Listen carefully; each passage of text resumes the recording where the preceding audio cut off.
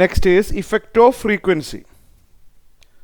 ഇതാണ് പറയാൻ പോകുന്നത്. ഇതിൻ്റെ ഗ്രാഫാണ് എക്സ്പ്ലെയിൻ ചെയ്യാൻ പോകുന്നത്. ഇവിടെ നമ്മൾ ഇവിടുത്തെ പൊട്ടൻഷ്യൽ ഞാൻ ഇൻക്രീസ് ചെയ്യാണ്. അതിനനുസരിച്ച് കറൻറ്റിൽ ഉള്ള വേരിയേഷൻ നോട്ട് ചെയ്യാണ്. അറ്റ് ദ സെയിം ടൈം എനിക്ക് ഇവിടുത്തെ ഫ്രീക്വൻസി അഡ്ജസ്റ്റ് ചെയ്യാൻ പറ്റും. ഇവിടുന്ന് വരുന്ന എമിറ്റ് ചെയ്യുന്ന റേഡിയേഷൻ്റെ ഫ്രീക്വൻസി ഞാൻ ചേഞ്ച് ചെയ്യാൻ പോവാണ്. ഉദാഹരണത്തിന് ഇവിടുത്തെ അൾട്രാ വയലറ്റ് ലൈറ്റിന് പകരം വേണമെങ്കിൽ എക്സ്റേസ് ആക്കാം. അങ്ങനെ എന്തെങ്കിലും റേഡിയേഷൻസിൻ്റെ ഫ്രീക്വൻസി ഞാൻ ചേഞ്ച് ചെയ്യുകയാണ്. അപ്പോൾ അതെങ്ങനെയാണ് കറൻറ്റിനെ അഫക്റ്റ് ചെയ്യുന്നത് അതാണ് പറയാൻ പോകുന്നത്. ഇതിൻ്റെ ഗ്രാഫാണ് എക്സ്പ്ലെയിൻ ചെയ്യാൻ പോകുന്നത്. നല്ലപോലെ ശ്രദ്ധിച്ചിരിക്കുക. ഇത് പൊട്ടൻഷ്യലാണ്.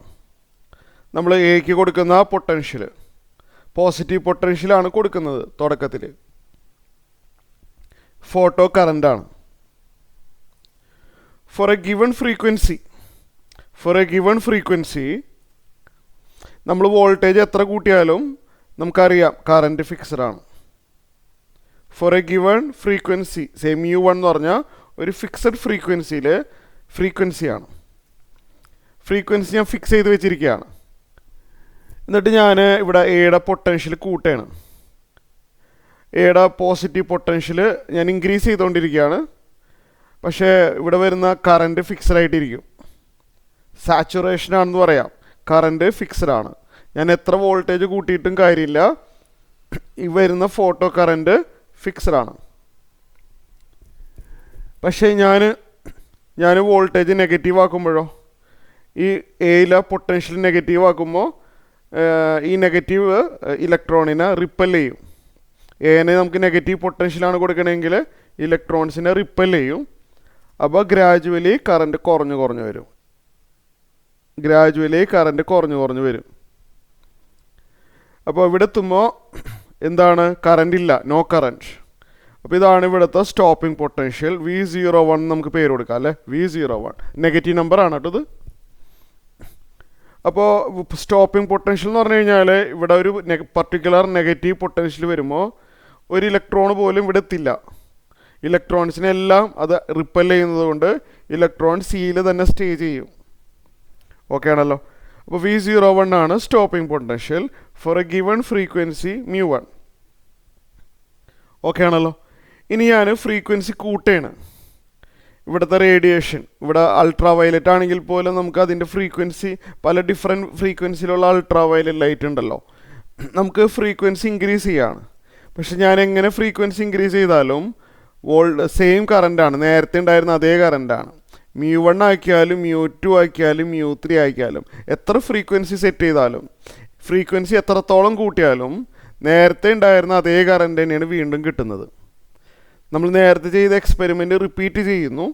അപ്പോൾ നേരത്തെ കിട്ടിയ കറൻറ്റ് തന്നെയാണ് പുതിയ ഫ്രീക്വൻസിയിൽ നമുക്ക് കിട്ടുന്നത്.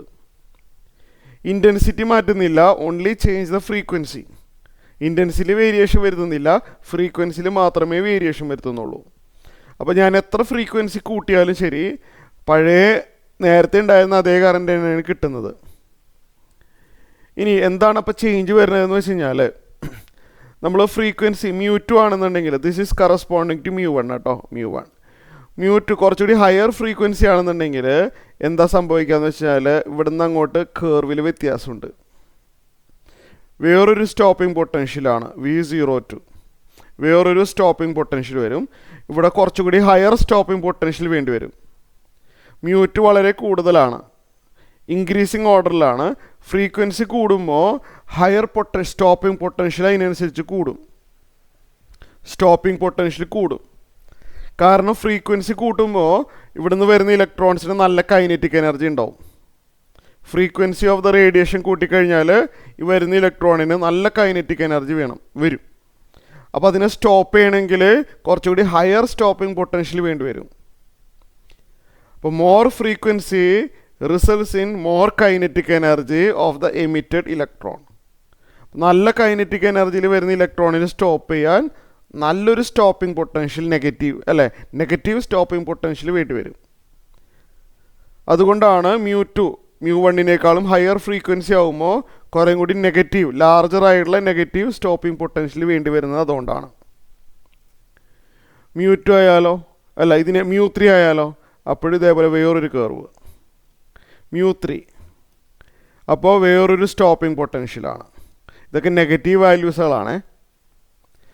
അപ്പോൾ പറഞ്ഞത് ക്ലിയർ ആയല്ലോ. അപ്പോൾ ഒരു കാര്യം ക്ലിയർ ആണ്, ഫ്രീക്വൻസി എത്ര വേരിയേഷൻ വരുത്തിയാലും എക്ക് പോസിറ്റീവ് പൊട്ടൻഷ്യലാണ് കൊടുക്കണമെങ്കിൽ കറണ്ട് ഫിക്സഡ് ആണ്. ഫ്രീക്വൻസിക്ക് യാതൊരു ഇൻഫ്ലുവൻസ് ഇല്ല. എപ്പോൾ എക്ക് പോസിറ്റീവ് പൊട്ടൻഷ്യലാണ് കൊടുക്കണമെങ്കിൽ ഫ്രീക്വൻസി എത്ര കൂട്ടിയാലും സെയിം കറണ്ട് തന്നെയാണ് വരുള്ളൂ. പക്ഷേ എക്ക് നെഗറ്റീവ് പൊട്ടൻഷ്യൽ കൊടുത്തിട്ട് കറണ്ടിനെ സ്റ്റോപ്പ് ചെയ്യാൻ ശ്രമിക്കുകയാണ്. എക്ക് നെഗറ്റീവ് പൊട്ടൻഷ്യൽ കൊടുത്തിട്ട് കറണ്ടിനെ സ്റ്റോപ്പ് ചെയ്യാൻ ശ്രമിക്കുകയാണെന്നുണ്ടെങ്കിൽ higher frequency requires more negative stopping potential. Low frequency requires less stopping potential. ഈ ഗ്രാഫ് ക്ലിയർ ആയല്ലോ. ഇവിടെ μ1 ലെസ് ദാൻ μ2 ലെസ് ദാൻ μ3 ആണ്. ക്ലിയർ ആയല്ലോ.